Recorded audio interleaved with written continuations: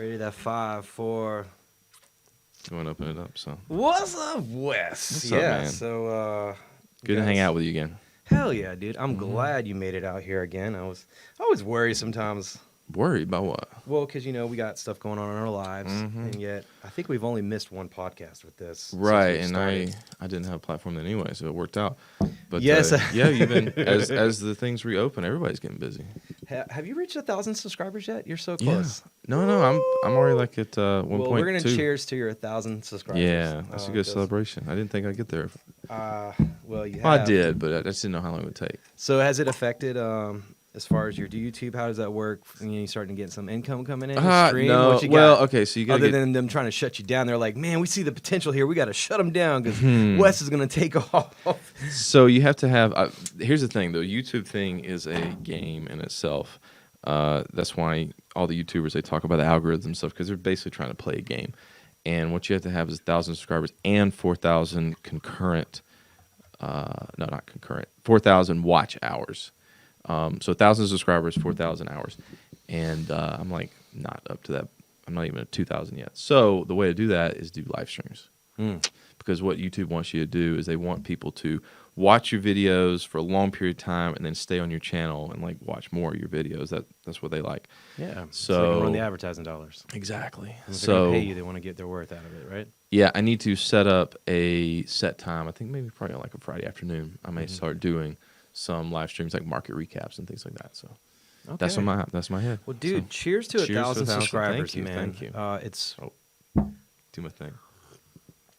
when did we start this? Because honestly, about this time last year was definitely I was not working out of COVID. I And want to say August. yeah, Yeah, All right. because I started my channel in June, and then I think August I started doing this. So yeah, I think I did my first video in April too. Go back, or maybe it was March. I don't know. Either way, man. Like, well, everybody started doing those new things because you had all the time on your hands. oh, I was definitely on my paid vacation. So Yeah, but I see the gardening is kind of taking the. It's kind of won, hasn't it? man, I like the aquaponics, dude. I built that deck right around this time. Actually, I started building it. I got furloughed March 20th on my mom's birthday on a Friday. And I started building that deck March 21st. Mm-hmm. I was actually, and the only reason I knew that is because I was looking through the pictures last night with my mom and dad and my uncle.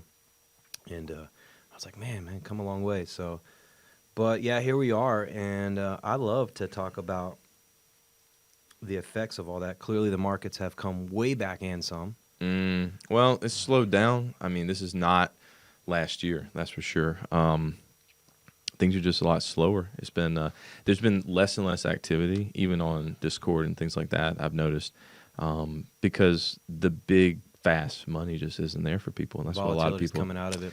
There's not much. Somebody asked me just the other day. It's like, so you'd benefit from volatility? I'm like, yes. Like right now, it's just sitting back and just waiting for the statistics to play out, which is that we have a Democratic president with a unified Congress. So we statistically have, like in the political environment, the best conditions for a bullish year. So you just have to be long, even if it is making all-time highs. I mean, I went through when we were back in trading in the office. We were waiting for the next crash, to come every day. It was going to be another 2008, another crash, and it just never came. Remember that 2013 when we really started working? That was like it was just crazy how bullish that year was. I remember Manesh noting that. He was like, "This is a crazy year." We didn't know. We were just like, "Oh, okay, stocks, cool, they go up." Yeah. But it really is. It has been kind of crazy. But a lot of people. Somebody asked me just this week. I was on a chat, like, I'm thinking about taking a put right now on the SPY. What do you think about that? I was like, well, yesterday I made an all-time high, so you're in a bull market. So good luck with that put. I mean, what can I say? Except you're not going to make money. I don't know what to say either. I was talking to my parents last night and my uncle because I just think like this weird economics 101 has gone out the door. But what we did talk about was they got a hedge fund guy that manages their money in their retirement, and he was talking with them about they've been doing like 12-15% return, and that is what on what just on their account on their stuff. So that's kind of sus. He was talking about that a month or a year. I don't know. the details. Oh, okay. I just know that the final conclusion was that he wasn't going to get this too much longer. He felt like the markets were going to slow down. Oh, okay. It was going to pull back. Those type of returns weren't going to be that awesome. You know, Well, it's been good for the last couple of years. And it gave me a number because I'm up 10% in my account, in my retirement account. I was like, all right, well, I'm kind of keeping up with the professional. That's cool. Oh, so that's what he has been up, not what they're promising. Yeah. Oh, that's fine. That's fine. No, that's fine. they've been fortunate enough to get Okay. 12 to 15%. Yeah, I And mean, he was giving them a heads up like this is probably going to slow down. So I was at a meetup about a week and a half ago, and I spoke to a person that is a professional wealth manager, and he actually we totally nerded out because he's a wealth manager, but he does technical analysis, so we had a great time talking. And he showed me his spreadsheet of where he had done his own calculation of inflation, where you have the Fed, which they've taken out gas prices and food prices from inflation, that's what consumers buy. I mean, it's the consumer price index. I mean, what do consumers buy most of?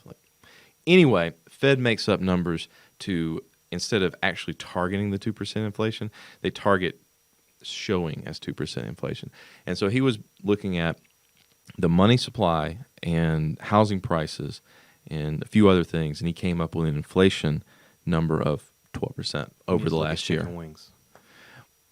What's been the increase in chicken wings? Man, a lot. $1.50 a wing. Okay, so tell me, what was it last year? I mean, it was like at least under $1, 80 cents, 75 cents a wing. So now it's $1.50 a wing. Yeah, you used to get them 50 cents a wing. And I love eating wings every Wednesday, and so our prices haven't gone up on their Wednesday special. So what it tells me is that restaurants losing money. Yeah, so so talking about that inflation, right? That 2%, and I guess this is where I would love to do some more research on. I just feel like there's so many elements to the inflation that we don't consider. So.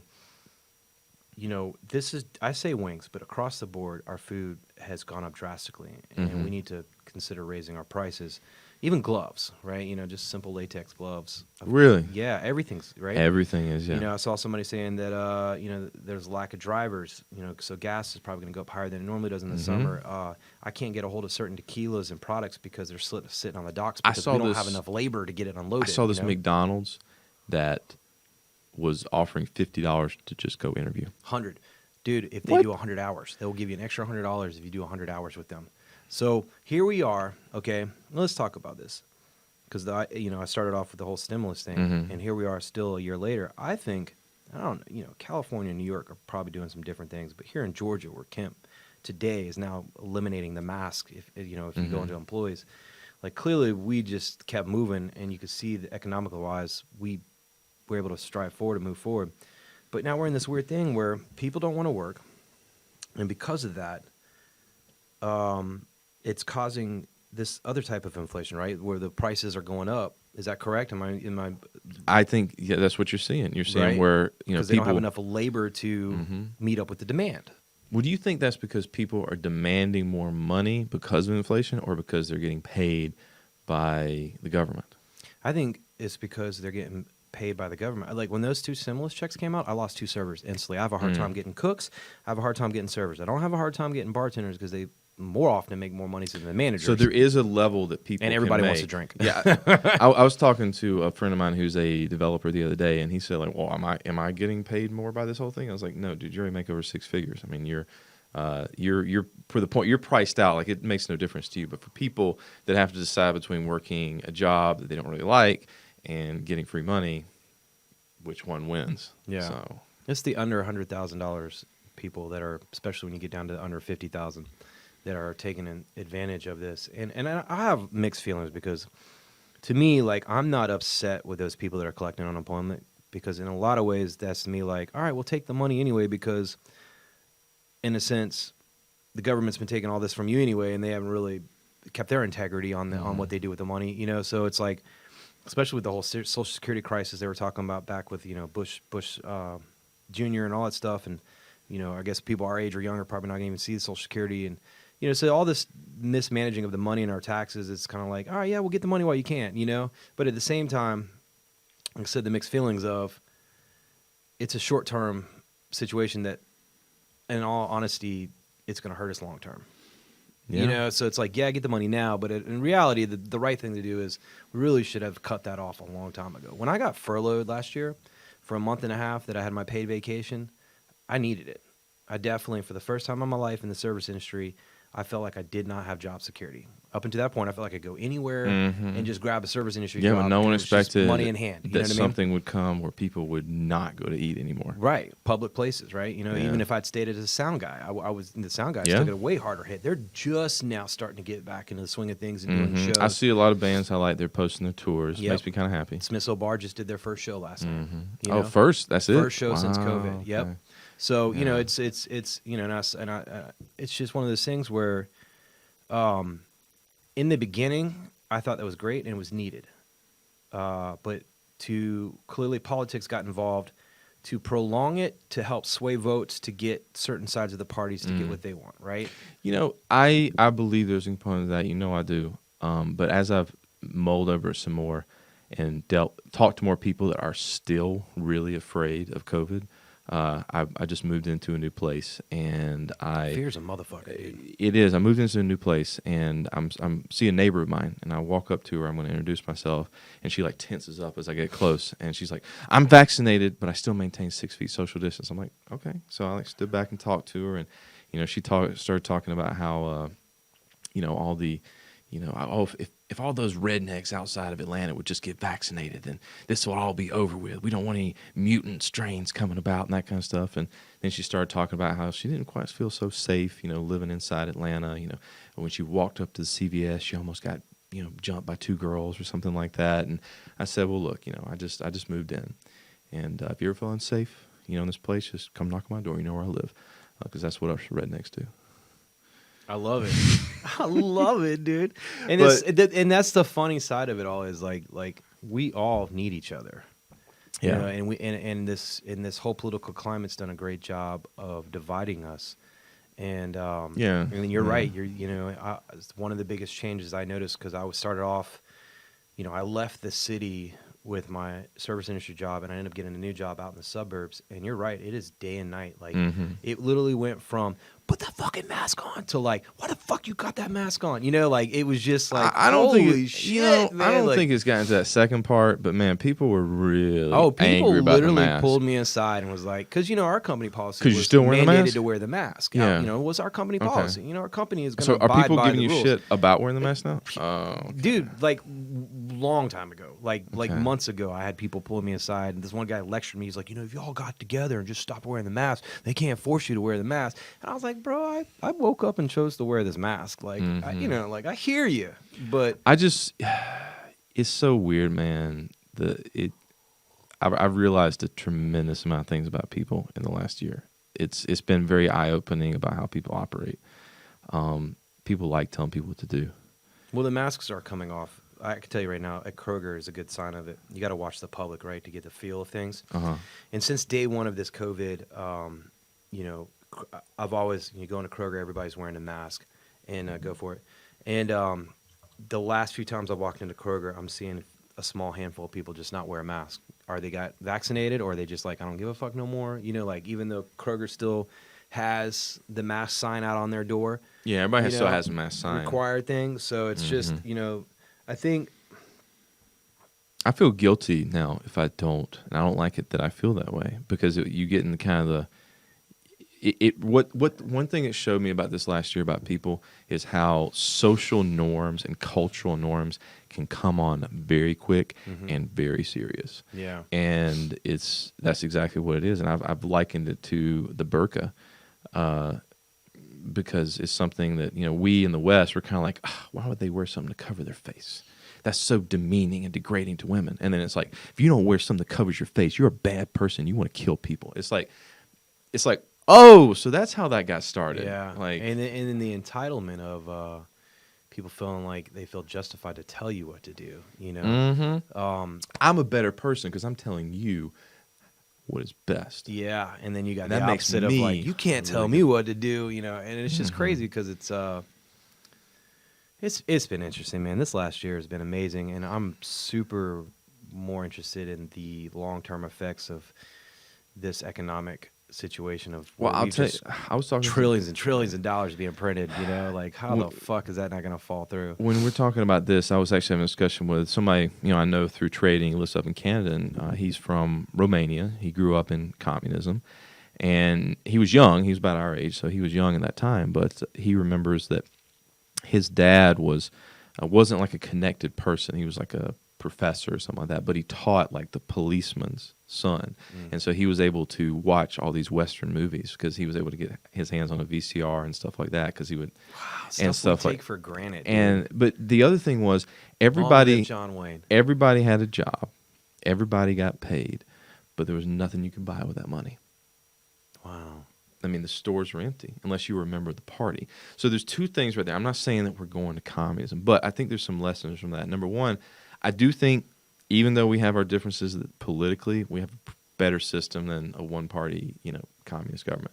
But as far as economics go, I can see how we would get close to a situation like that where everybody's got tons of money and you can't buy anything with it. Yeah, and that's what inflation is. It's basically just kind of tweaking that button so the currency, inflates so that you can not have to pay off all those debts that you're incurring, but it doesn't make it so much that you have hyperinflation and now people can't feed themselves. Because when people can't feed themselves, they tend to overthrow the government. I mean, they're definitely not building decks because lumber is like $10.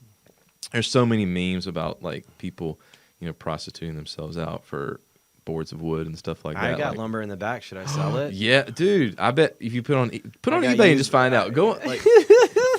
It was like when I had that affix for the Sprite Zero Ginger, and I went on Amazon to see how much the cases were. I was going on all around Atlanta buying them for like $3 because you know how much they were going for Amazon? $50 a case of 12. Yes, I could probably sell my cases right now for more than that. So, but they don't make that anymore. Jeez Louise, dude. But that's the market, man. It's fascinating. I'm debating playing this online game that I play. You know how I'm a big online gamer, that kind of stuff. They're about to release this game that's going to create a lot of real money, like trading with people. Yeah. And I'm watching the market of the in-game currency. Like, everybody's buying it up. And it's just fascinating to see how, like, when you have this shock of demand, how quickly the prices of something rise. Well, I mean, Bitcoin is cryptocurrencies, all that stuff, Yeah, it's getting a little boring for some people. Yeah, I know. My friends stopped hitting me up on it. Yeah, because it's not making all-time highs. Right before that Coinbase merger, I would nowadays I just sit back. Everybody's in it now. Well, yeah, but exactly, everybody's in it, and there were so many videos of people, like YouTubers, were talking about like, oh, Coinbase is a merger, blah blah blah, Bitcoin, because that was what was going to go do the algorithms. You know me, I'm like really aggravated with that whole meta game of just talking about what's hype and not what's useful to make money. Like when I was talking about it, I'm not just tooting my horn here because I didn't like go all in. Was when it got down to like 44 and 45, a couple of months ago. That's when I was like, hey, it pulled back to 50% level, the kind of thing that I look at. Yeah, I think you did. I do, of course, did a video on it. And now it's come back to that. Now it's interesting. Nobody was talking about it. Yeah. But when it gets up to an all-time high, now it's like, Well, everybody misses the FOMO, fear of missing out. Well, that's just the reason it's that price is because everyone's looking at it. Yeah. The only way to really make money is to do something people aren't looking at. I mean, and I get mad, and I got another friend, Michael, that I work out with, and he was like, Wes, why are you so pissed off? Clearly you realize something most people don't. Just like use that as your advantage and don't get pissed off. Like, you're right. I don't know why it pisses me off so much. Like people being stupid. Like it's so obvious to me that when it's at an all-time high, like it can go higher. But you're at the point of maximum risk, not maximum opportunity. But everyone's always like, "Oh, it's going up. I must buy it." I don't know why it bugs me so much. It's just so obviously wrong. Yeah. I mean, there's going to be opportunities if you're just patient, but people aren't patient. They want their Lambo now. So, I'm glad that I was able to have the previous years of experience to able to like not get emotionally into some of this stuff the way I've watched a lot of my friends are getting late onto the hype, the Robinhood traders, all these people that are just... Where are they now this year? Well, let's find out, because this is where, everybody can make money on the market going up. Everybody can make money on volatility. They do all that, but when it's slowing down and it's, are they going to give back? Right? It's this is where you find out the real traders, and you start weeding out the weak. Yeah, and you know what the answer to that is? It's so easy. It really of all the years I've been doing this, I've been thinking about this a lot, because I'm every day I'm still staying consistent with my scans, and I'm seeing very few opportunities. And when I do see them, I take them. Yeah. But I've gone many weeks, oftentimes, without any opportunities. And so every day I still do my routine, and I still sit there, and guess what I do? I trade well. And you know what that means? Doing nothing. Yeah. And that, even though literally doing nothing is the easiest thing to do. Yeah. Set But your it's alerts. the hardest. Set your alerts and just wait. Yeah, but doing nothing is the hardest for some That's people. why you need distractions. That's why I'm glad I got a job that keeps me. And like I said, that's why I rely on the alerts, because to me it's about, trying to set the trap. And like even this week with the S&P 500, I had a couple trades that I'm thank God for risk management, because they didn't turn out to be as awesome, but I didn't lose a lot either, or barely, very, very minimum. The 4-hour breakout didn't work out as well, and it's just telling me, all right, this market's not ready to move yet. So, whenever the market's not ready to move like that on the breakout side, I definitely start looking for extreme pullbacks. Like I'll set a trade out somewhere way out on S&P 500. If it pulls back here, it's a serious pullback, because sometimes it does that. Sometimes it will just like fucking tank. Yeah. And then just take right back off. So, I'll start looking for those opportunities and just sit and wait, man. Just watch, because it's consolidating like a motherfucker right now between, the 4-hour and lower. So, but at the same time, we feel about consolidations. There are always opportunities to wind up to do something. It's just, what is it going to do? Is it going to break out, or is it going to do a dramatic pullback, shake everybody out, and then take off?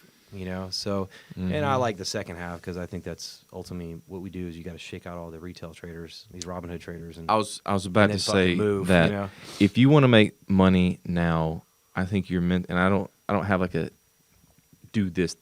I think what you have to do to come up with your own strategy is think thematically. Okay, so, and I hate to say it this way, but it is the truth. Who's losing money right now? Whose money can you take? And I think the money to be taken is, don't try to buy silver because you're going to beat JP Morgan and stuff like that. That's bullshit. What you said about the retail traders is the thing. Retail traders, less and less over time, but they're still stuck in 2020. They're still trying to buy these weekly options and these really short-term options. Like they got rewarded for that. They were never really good. It just happened to work on some specific tech stocks last year. So now they think that's what to do. Yeah, Amazon. And I hate to say it, and I don't really want to do it, but selling premium is pretty much the only thing that's making money right now. The problem, though, is, of course, you have that inverted reward to risk, where you have, when the market finally does move, when volatility does increase, then your sold options are going to go in the money, and you're going to get a hit. But even though that is the case, if you're consistent, I still think there is money to be made in that. But I don't think that people really understand that. That's what, when people come to me talking about it, I try to I try to tell them, you're playing more of a numbers game selling premium than you are doing directional technical analysis. When was the last time you bought an option? Bought an option? Well, I sold the options that I had this week, because I had options in TAP because they had earnings. I had options in Comcast because they had earnings. Those were some moderate wins. Like I got them on pullbacks to 50%, and then my strategy is always to sell right before earnings. What was the spreads like on this? Good, acceptable. What's good? Not like what it used to be. Within right? 20. Within 20. I won't do any dollar-wise spreads. Within 10? Apple, SPY, even Apple gets up to 15. So that whole option game's changed over the last 2 years now. Well, you remember when we were doing it back in the day, like if you saw a great technical setup and you went and looked at options, you were like, oh, like you can't take it because, the options weren't there. Yeah. It's always been that way, but you can find opportunities. I'm glad that happened, because it forced me to outright buy stocks. And And now I think that's the only real way. That's what I'm trying to tell people to do. I mean, just be long the market. Like you don't know this market's going to crash. Like I said, you don't know the future. But just put your stops in too. Right? Well, or just yeah. If you're gonna, because if it's gonna crash, at least have. Yeah. If you know where your stops are, You can at least realistically know at its worst that's what you're going to capture, Well, right? the only reason I'm hesitant to use that because a lot of people I don't think they think as long term as you're thinking. I think when they think about putting in stops, they're thinking about like buying the SPY at 415 and having to stop at 412. Like you're probably thinking more in terms of looking at the weekly, right? Yeah. So what that means that necessitates a conversation about position sizing first, where instead of leveraging up 75% of your buying power into a stock, you maybe only do a little bit less. So I think that's a conversation for people that I think hopefully people are going to come out of 2020 and then into this year and with some maturity, that 5% of traders that make it, and they're going to realize that they have to be a lot more wise about their capital allocation. Leveraging up when the market's not moving is just going to cost you money. Man. You gotta go all in, bro. It's like playing poker. It is, and I want to help people. That's what I'm still there for. I try to guide people in the right way, but sometimes I find that people ask the wrong questions. Like I've been fielding a lot of, what is the best indicator questions? Yeah. Or like, what is the best setting for MAs? Yeah, I've noticed you've explored a lot of different on your videos. You've been exploring a lot of technical analysis, which I think is really cool. What kind of response have you been getting on those? People love it. People think I should be a professional educator. And you've been getting a lot of calls on that, I bet. Huh? Well, calls, I say DMs, emails. Yeah, I do, and I just don't want to take people's money to do it. Like I'd rather just do it for free. But even though I realize that I'm providing a valuable service to people, it's a weird thing, and I know this is like a horrible comparison. Back at once upon a time when I wanted to be a gypsy, I lightly got into reading palms, and it was I saw the power of reading palms when I would just as soon as somebody heard or was like, "Oh, you read palms? Tell me my future. Tell me. I was like, stick my hand in it, and I knew enough, right? I knew the basic lines and things like that, and I would get that far, and they were like, "Man, tell me more, blah blah blah," and it was like one of those things where it was like. I could see where charlatans really could take advantage of this, right? Yeah. Like I did not have my integrity did not allow me to be like, all right, I could really hustle this. You know what I mean? Because I could, or, there was a path where I could really study up on this, but I knew to really understand that pseudoscience, it takes years. You have to really develop that. Yeah, the key there, what you said is integrity. Like you don't the same thing with me. You don't want your integrity ever challenged. Like you want to do honest things. Right, but you could hit some basic stuff. Yeah.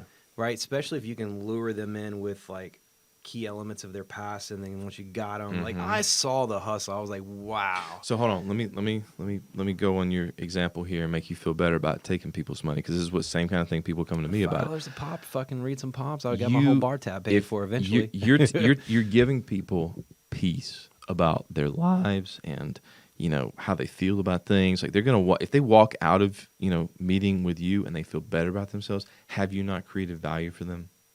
Yeah, but here's the thing, man. No. Yeah, but so I'll let you continue. But I'm saying just think about that for a second. Like on the base, it's a temporary fix. It is a temporary fix, man. But at the same time, you made them feel good until you don't, right? Because that's not your fault. That's their problem. It goes back to what you're talking about with trading, in the comparison of I grab them in that moment, I make them feel, maybe I was able to charlatan my way into hitting some points of what they felt inside. But the reality is when the future plays itself out and it doesn't add up to what I said, same thing with trading, you help these people trade and they start losing, I feel bad. That I feel responsible. Fix of satisfaction, right? Because we're all on a lucky streak because the market's bullish until it's not, and then all of a sudden we all start pointing fingers. You're like, "Well, you said blah blah blah," and it's just it goes back to. You know why I know people do that? Because when I was starting out, I was a little dick, and I did that too.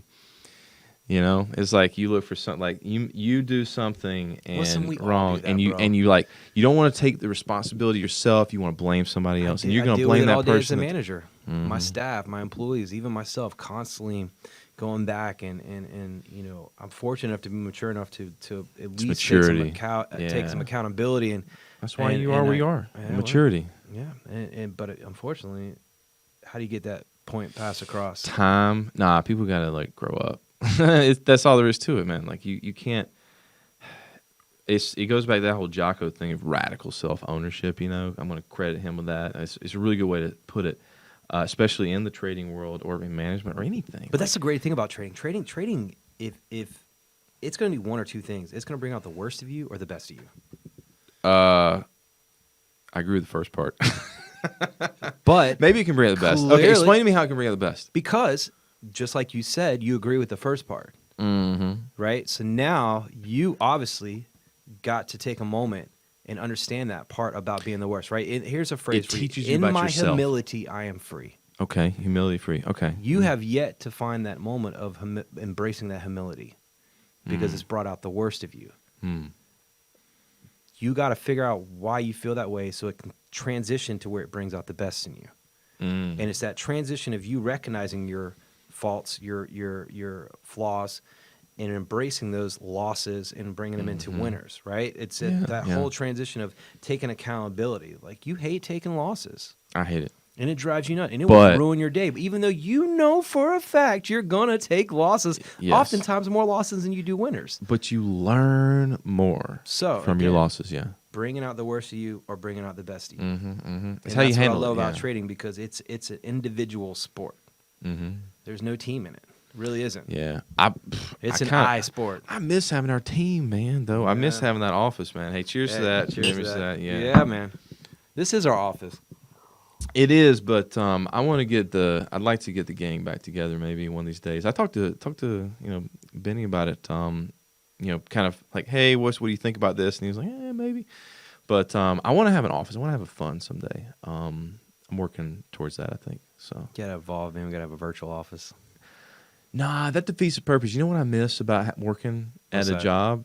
Monthly cookouts. I miss that. I miss, like, at my old company, we had we would have, like, birthday. You don't want to celebrate birthdays every day. Yeah. So we'd have enough people where at least, like, 2 or 3 people would have a birthday every month. And so I had this idea. I went to the management. I was like, hey, like, if you get a grill, if you pay for a grill, I'll, cook. And if you pay for the food. And I thought it was going to be like a hard sell. I came in there, like, ready to present, like, how this is great team building. And they were like, oh, yeah, sounds like a good idea. Go for it. I was like, psh. And so I loved it. I love doing that. I'm going to take that idea. Oh, you got enough employees to do a cookout or something like that? How many restaurants have I touched? Dude, so this company I work for, I have touched every restaurant but one. Everybody loves it and everybody enjoys it. There's no downside except the money, and you write it off as a business expense. Well, I'm just going to do it more so as personal team building amongst ourselves. That's what I'm saying, man. There's no downside to it. We just get together. So, and I got this empty house doing nothing, so we'll just Oh, come you're over. doing over here? Yeah, because, I don't think I'm going to be able to talk my bosses into it, but it'll be more of a, Why not? we'll get together. And I didn't think so either. Why don't you just go to him and say, like, hey, let's have a team building thing, Because our company handbook suggests that I shouldn't even be getting involved like that. With what? Our employees. Your company handbook is BS. It's actually, in all honesty, it's a HR situation, and I totally get it, because you involve food and alcohol and fun times. Oh, they don't want people hooking up. Oh, well, that's a restaurant, man. You're in the food service industry, man. Oh, okay. It's a little bit different. See, when I worked at a company, it was a bunch of nerdy dudes. So, yeah, it's a little different. A little different. You got the You hope it's just bartenders alcohol with and food. the bartenders with the cooks. And, man. do you remember at Smith's, what was that guy, that bar back that just, like, he dated all the bartenders? Like, it was like, yeah. God, It was one of those examples of a guy. Chris. It was one of those examples Yeah. of guys. It's just like he's not like a football player. Dude, he's not a rock star. What do you think he's I started a bar off? back, I was but a he's bar just back, good. and I totally knew it. Yeah. And listen, man, as a manager, ain't gonna lie, man, I miss bar back and I miss bartending, because I miss that lifestyle of being a rock star. Now it's like, I have to watch everything I say, not just everything. Censor yourself. Oh my God, anything and everything can be used against me to shoot it all down. Like accidentally brush up on someone. Like it's just, and it's not even just girls, dude. It can be anybody. Because everybody identifies whatever they want to be these days. So it's just one of those things where it's like, it's at times nerve-wracking, because you know how open my personality is and how free and spirited I am. And, you know, so I know what your personality is. to be reserved, yeah. You gotta throw the Just wink. walk, huh? You gotta throw the wink in there too. The wink. Nah, side of you things. just walk like somebody says. I remember hanging out with you at your professional setting, and somebody say something to you that like I didn't know, but you knew. Maybe one of your employees, they'd say something trying to get a rise out of you, and you just feel like. I was like, I see how Mike's handling that. He's not giving any response, just smiling and keeping silent. That's the way you handle shit like that. I definitely got a good handle on that type of stuff, man. Mm-hmm. But you know, again, too, that just goes back to like taking the more you take your ego, and this goes back to talking about trading. We were talking about that brings the best and the worst of you. If you could just take your ego out of a lot of the situations, man, you'd be surprised how much stuff just runs so much smoother. Man, I wish I every once in a while I need a reminder in that for sure. Like I've been doing this for many years, and Ego's like, a motherfucker, it man. is, man. It's so funny. Like you get into. That's why you have rules. You got to have rules. Like I had a situation recently with a trade where I was in it, and something was different about this trade. The numbers on it were off. Yeah. So it had to be smaller. So because it was a smaller sized trade, when it got to my target, I was like, oh, I'm not going to take profit here because it's already a small trade anyway. Yeah. And from that point, I even got a technical signal that I should take profit. But because I had told myself that this was different, I wasn't going to follow my rule. Bro, that's one thing I don't fuck around, bro. I And, fucking yeah, you take gotta- profit so quick, dude. I don't care anymore. Well, see, the thing is, like, in the moment, like, Sometimes I'll take it too quick, but you know what? Yeah. It looks good in my account now. you know, rules and discipline. Yeah. Rules and discipline. And ego makes you step away from that. So, yeah. But it was you know, I learned my situation was from greed and desperation. You know, wanting to this to work out to the point where I can get out of the workplace, and then I had to have a real conversation with myself of, you know what, man? It's an emotional thing. You got to get rid of. It will happen in time, but you got to stick to it. And before you know it, it'll eventually come to fruition. But it's not going to happen on your timeline. Man, I really like that is like the number one thing that I see in the people that join like social media and stuff like that. Like they're tired of their jobs and they want to trade. They think it appears to be easy, and if they do a couple weeks, they realize it's not quite so easy. But if I was going to like really sit down and teach people professionally, it would be because I had a framework for that. It's like, this is what you do to solve your problems. But the reality is there isn't something like that. And so that's why I don't put anything out there as like a class, because most of the people who are going to come to me are going to come with that same thing. It's like, hey, I love trading. I'm really fascinated by it. This is the career that I want to do. Teach me how to do this as a career. And I don't really know the step 1, step 2, step 3 to that, because the reality is it takes years just to get to a point where you've alleviated a lot of the basic mistakes. And a lot of people, they want a solution now. And so they're not willing to put in that time. So It brings out the worst and the best of you, bro. yeah. And the problem is, though, like a lot of people that work a regular job, they have such a hard time trading because say they work 5 days a week. You have to hold yourself accountable. This is what a job does, and this is why. A job has somebody over you, standing over you, giving you the threat and the fear of, if you don't show up, you can lose that. There's none of that in trading. You have to create that own fear on yourself and hold yourself accountable. And 99% of the most people in the world are not that disciplined to do that for themselves. True. It brings out the worst and the best of you. Yeah, it does. There's a reason why the rich are the 1%. Why? Because they inherited it? Or a smaller point, 1.1111011, whatever the factor of it, somebody actually holds themselves accountable. Some people are crazy, but their crazy happens to be like in the right direction. That's what I've kind of decided. Like Elon Musk, I like the word eccentric. Eccentric. Elon Musk is crazy. Is a crazy dude. You listen to him talk for 5 minutes, you know that he's not a normal person. Yeah. Unfortunately, there's some not normal people that are not able to make it. Let's talk about something we can relate to. How many owners have you known? Right? Because I've worked for a lot of owners, and I could tell you the most consistent thing I've seen is they're all eccentric. They all march their own beat, and they all have these weird quirks about them. And I coming from the fine dining, made a reputation of working with high maintenance people. Mm-hmm. So I've always connected and done very well with bosses that everybody was trying to shelter me from, because they're always like the same thing. Oh my God, if you get around, I'm trying to protect you from them, because everybody that gets involved, they end up getting fired or quit or whatever. They can't handle it. And I'm like, well, let me get in there and figure out how I deal with them, because I've learned that these guys just are real particular about what they want, but they're very consistent and routine about what they're particular about. Mm-hmm. They're very conscientious of what they do. That's why they're successful, is because they're consistent and they're routine. It's a little corkish at times. It's a little extreme in measures and emotional, the up and down and all that stuff. And I've learned with every boss, they're like that. They're just like to the point, dry, and hey, time is money kind of scenario, and they don't really give a fuck about your feelings. And that's why I let you. They surround themselves around these management teams that kind of protect them from those people. But it's like they're all eccentric, bro. Well, But for there's something about that to be at the level of success. when I was working in IT and I had like about 40 different clients and that kind of stuff, I learned, they were results. They wanted results, and they were always concentrating on their ROI, return on investment. Those are the couple of traits that I came up with. As far as personality goes, at the time I was younger, I probably should look back and reflect a little bit better, but of an immature interpretation of dealing with people that were small business owners, I felt like they were so hard to work with. That's why they started their own business.